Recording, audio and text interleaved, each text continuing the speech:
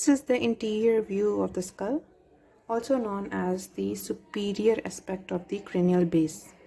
Usually studied in the form of three fossas: anterior cranial fossa, middle cranial fossa, and the posterior cranial fossa. In this video, we are just going to emphasize on the important foramina that we can see in this view, along with the structures which passes through these foramina. First of all, starting with the anterior cranial fossa, this is the Foramen Cecum, through which passes the emissary vein connecting the nasal veins with the superior sagittal sinus. Just behind here we have the anterior ethmoidal foramina, through which passes the anterior ethmoidal vessels and nerves. The numerous perforations on the Cribriform plate of the ethmoid are meant for the passage of the olfactory nerve rootlets. These are the posterior ethmoidal foramina for the passage of posterior ethmoidal vessels and nerves.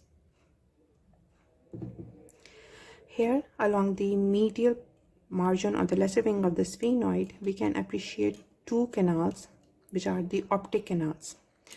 These transmit the optic nerve and the ophthalmic artery.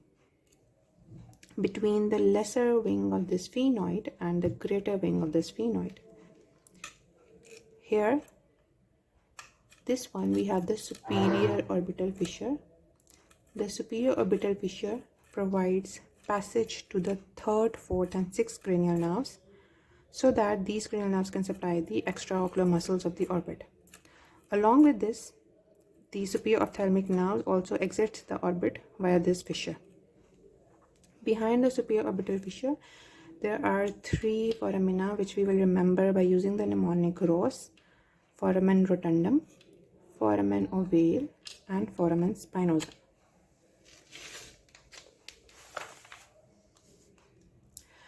The Foramen Rotundum leads to the pterygopalatine ganglion, and it transmits the maxillary division of the trigeminal nerve.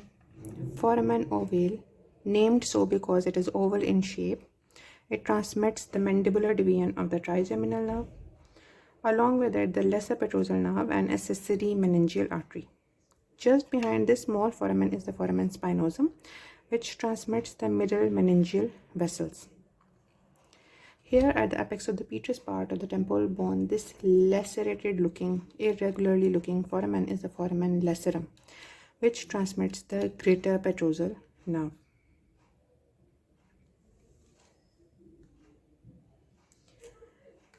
Now we will move on to the foramina that we can appreciate in the posterior cranial fossa. This is the internal acoustic meatus, through which passes the 7th and 8th cranial nerve, facial and vestibulocochlear nerve.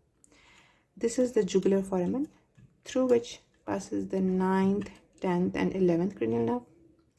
This is the hypoglossal canal, through which passes the hypoglossal nerve.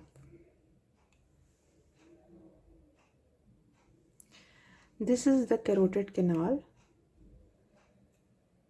just lateral to the Foramen Lacerum, through which passes the internal carotid artery along with its nerve plexus around. Lastly, the biggest one, Foramen magnum, is meant for the passage of the brainstem along with the meninges. It also passes the spinal part of the accessory nerve along with the vertebral arteries.